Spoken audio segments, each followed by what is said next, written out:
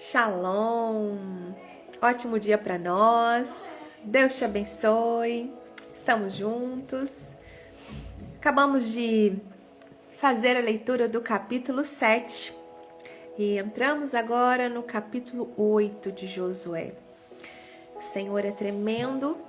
Temos a oportunidade e o privilégio de sermos alimentados por Deus, alimentados por Deus através da tua palavra. Que o Senhor possa completar tudo aquilo que Ele tem nos ensinado e que de fato você seja impactado por Deus através do que a gente tem lido e aprendido. Pegue aí sua caneta, marca texto, sua Bíblia e vamos orar para nós irmos para o próximo capítulo, amém? Bora lá? Pai, louvado seja o teu nome, exaltado seja o Senhor. Obrigada porque o Senhor está conosco em todo o tempo e é um privilégio te servir, te honrar, estar nos teus átrios. Obrigada pela tua graça, pelo tempo a qual temos acesso às Escrituras. Obrigada porque não é uma leitura qualquer, mas é algo que temos aprendido e crescido no Senhor. Nós te amamos, nós te adoramos, nós exaltamos o teu nome hoje e sempre. Amém e amém. Capítulo 8 diz assim para nós: a destruição de Ai.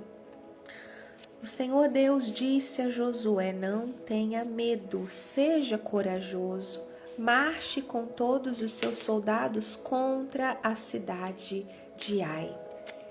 Não tenha medo, seja corajoso. Eu farei com que derrotem o rei de lá. O povo de Ai, a sua cidade e as suas terras serão de vocês. Vocês vão fazer com que esta cidade o que fizeram com Jericó. Vocês vão fazer com esta cidade o que fizeram com Jericó.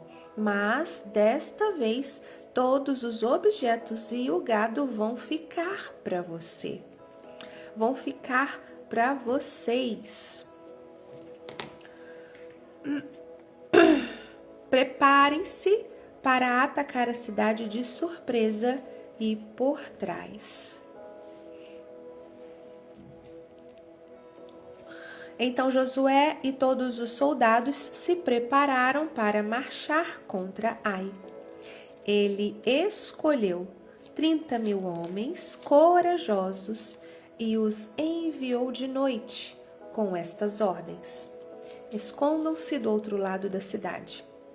Não fiquem muito longe e estejam prontos para atacar. Eu e os meus soldados vamos avançar na direção da cidade. Quando os soldados de Ai saírem contra nós, vamos fugir como na primeira vez. Eles vão sair atrás de nós, afastando-se da cidade. Vão pensar que estamos fugindo deles como na primeira vez. Então vocês sairão dos esconderijos e tomarão a cidade. O Senhor nosso Deus entregará Ai a vocês. Depois que tomarem a cidade, ponham fogo nela, como o Senhor mandou. São essas as minhas ordens. Assim Josué enviou os soldados e eles foram se esconder a oeste de Ai, entre Ai e Betel. Mas Josué passou a noite no acampamento. Levantou-se de madrugada e reuniu os soldados. Ele e os líderes de Israel marcharam na frente do povo, na direção de Ai. Os soldados que iam com Josué marcharam na direção do portão principal da cidade e acamparam no lado norte. Havia um vale entre eles e Ai. Josué reuniu uns 5.000 homens e os pôs em esconderijos a oeste, entre Ai e Betel. Os soldados estavam colocados assim para a batalha: o acampamento principal ao norte da cidade e os outros a oeste. E Josué passou a noite no vale.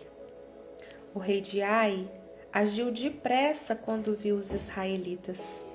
Ele e todos os seus soldados saíram de madrugada e foram lutar contra os israelitas, no mesmo lugar de antes, em frente do Vale do Jordão. Ele não sabia que ia ser atacado por trás. Josué e os seus soldados fingiram que estavam sendo derrotados e fugiram para o deserto. Todos os homens de Ai tinham sido convocados para ir atrás dos israelitas, e enquanto iam perseguindo Josué, iam se afastando cada vez mais da cidade.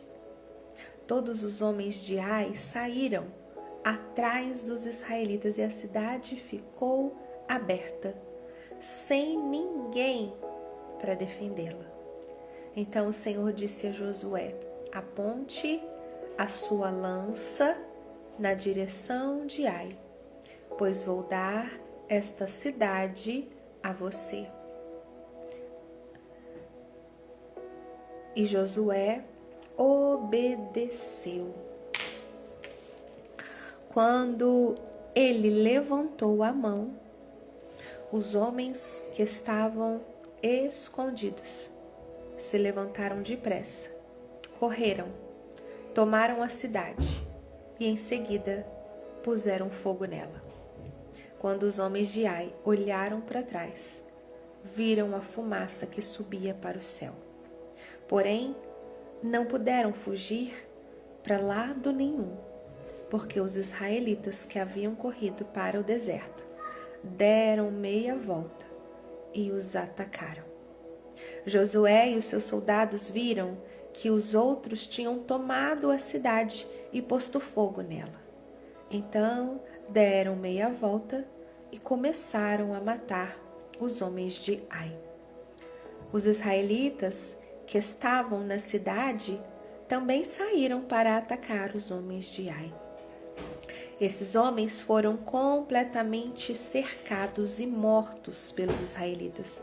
Só ficou vivo o rei de Ai, que foi preso e levado a Josué. Os israelitas mataram todos os inimigos em campo aberto, no deserto, onde haviam sido perseguidos. Depois voltaram para Ai e mataram os que estavam lá. Nesse dia foram mortos todos os moradores de Ai, 12.000 pessoas. Josué continuou a apontar a lança na direção de Ai e não a abaixou, até que todas as pessoas da cidade foram mortas. Olha, não sabia dessa parte. Josué continuou com a lança para cima e não abaixou. Versículo 27, os israelitas ficaram com as coisas que pegaram na cidade, como o Senhor havia ordenado. Agora o Senhor liberou, agora o Senhor deu ao povo as coisas que estavam da cidade para eles. Josué incendiou Ai, que virou um montão de ruínas para sempre, como se pode ver até hoje. Ele enforcou o rei de Ai numa árvore e o deixou ali até de tarde. Ao pôr do sol, mandou que tirasse o corpo e o jogasse no portão da entrada da cidade. E o cobriram com um montão de pedras que está naquele lugar até hoje. Nessa ocasião, Josué construiu no Monte Ebal um altar ao Senhor, o Deus de Israel. Ele seguiu as ordens que Moisés, servo do Senhor, tinha dado aos israelitas, como está escrito na lei de Moisés. Faça um altar de pedras brutas, que não foram cortadas com ferramentas. Sobre esse altar, apresentaram ao Senhor ofertas que foram completamente queimadas e ofertas de paz. Ali, na frente do povo, Josué copiou em pedras a lei que Moisés tinha escrito. E todos os israelitas, com os seus líderes, autoridades e juízes, e também todos os estrangeiros que viviam no meio deles, ficaram de um lado e do outro da Arca da Aliança.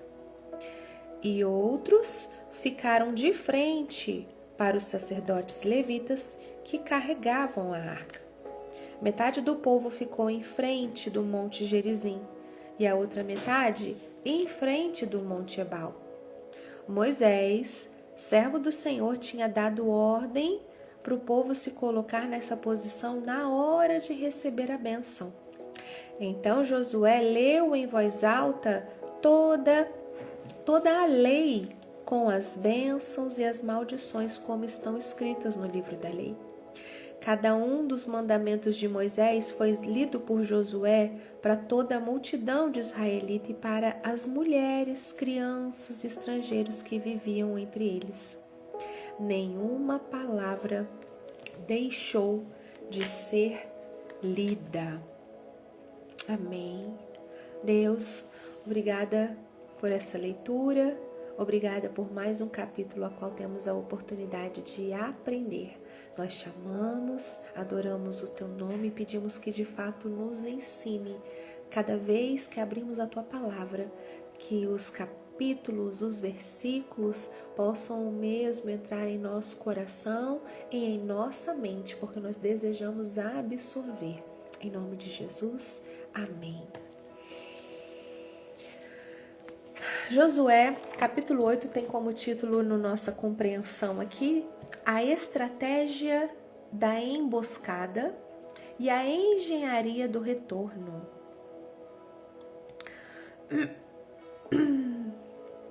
A gente entende que o inimigo, os problemas, os sabotadores, fica viciado no padrão da sua derrota anterior.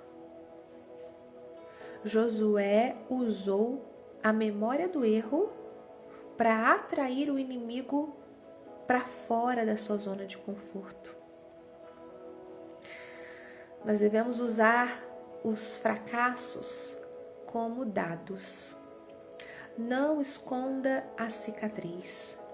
Use o que você aprendeu na dor para desarmar o que está tentando te impedir agora.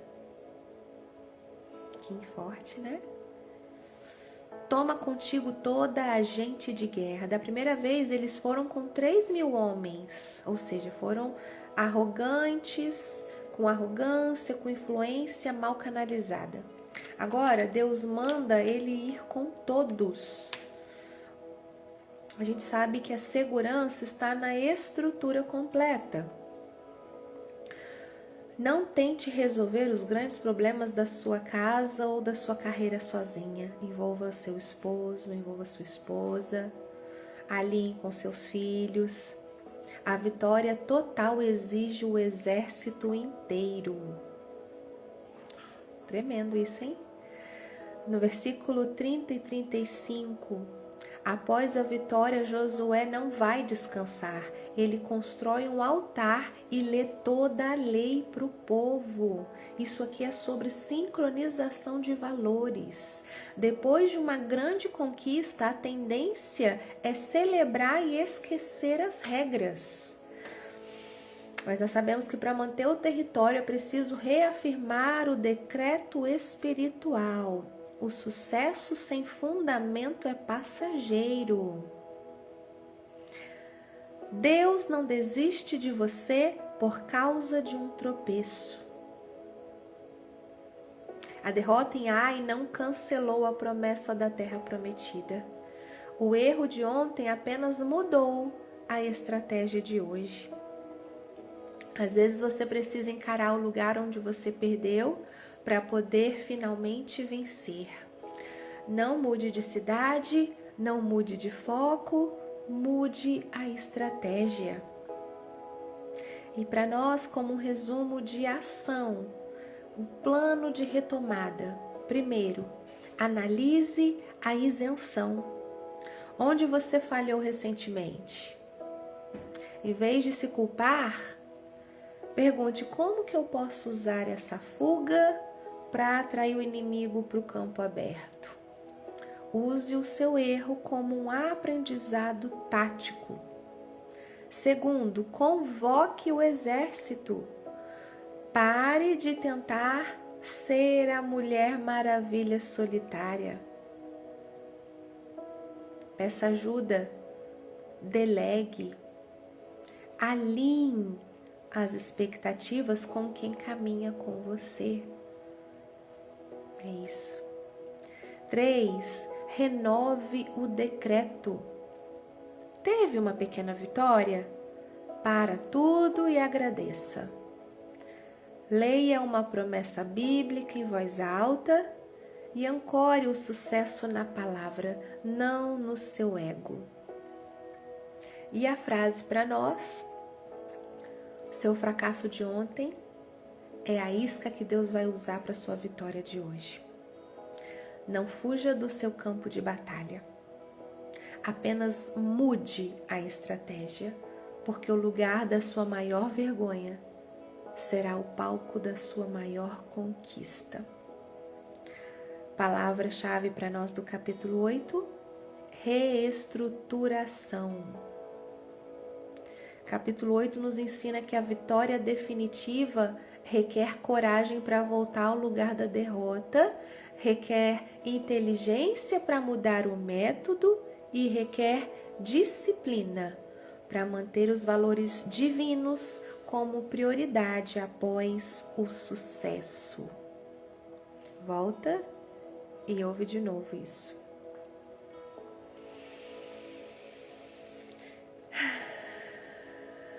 Você já percebeu como que Deus é um mentor de alto nível? Ele não apenas deu a vitória, ele deu um plano detalhado para que Josué recuperasse a autoconfiança nele. Olha só. Deus é cuidadoso, um mentor. Amanhã vamos ler o capítulo 9 e ver o que o Senhor tem para nos ensinar, trazendo para nós um alerta. A astúcia dos gibeonitas. É um capítulo sobre o perigo de tomar decisões baseadas apenas na aparência, sem consultar a Deus. Eita, mais coisa para a gente aprender, hein? E para completar, um trechinho do nosso capítulo 95, que diz assim, do nosso livro Eu Vou Sair Deste Deserto.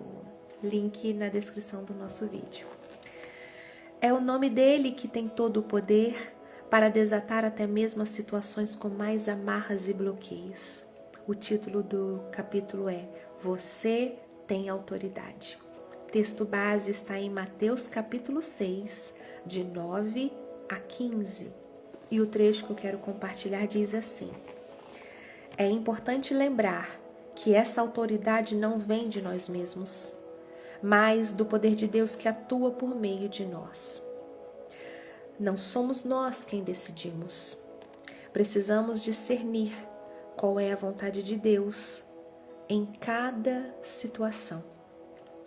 Não podemos simplesmente agir por impulso, baseados na nossa própria vontade. Devemos buscar entender o que Deus já ligou no céu para que possamos agir de acordo aqui na terra, tendo a certeza de que não é fruto da nossa carne ou gerada pelo mundo.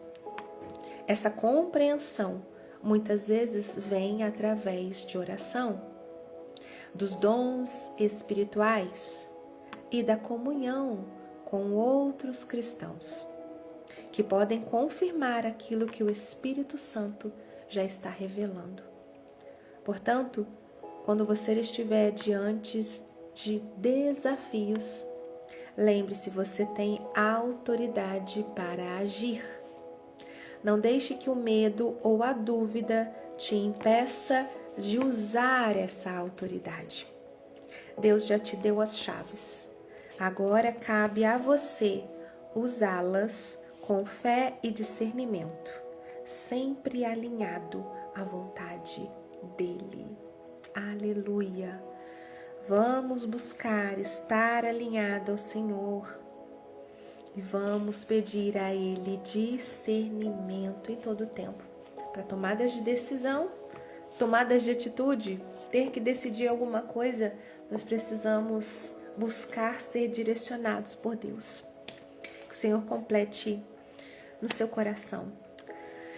Compartilhe comigo aqui nos nossos comentários se alguma parte desse capítulo lido da Bíblia ou algum trecho desse último capítulo lido do livro Eu Vou Sair Desse Deserto, se algo fez sentido para você, se o Senhor tocou forte no seu coração com alguma frase, compartilha comigo. Eu me alegro muito em crescer com vocês e aprender com vocês. Que o Senhor te abençoe e te guarde, que hoje seja um dia abençoado, um dia com boas novas, um dia ao qual você vai sentir o Espírito Santo de Deus te conduzir em todo o tempo. Não abra mão da companhia dele, esteja onde ele te colocar. Se ele não for bem-vindo, não entre. Que o Senhor faça parte do seu viver, que faça morada na tua casa, na tua família, hoje e sempre, em nome de Jesus. Beijo, fica com Deus e até amanhã, se Deus quiser.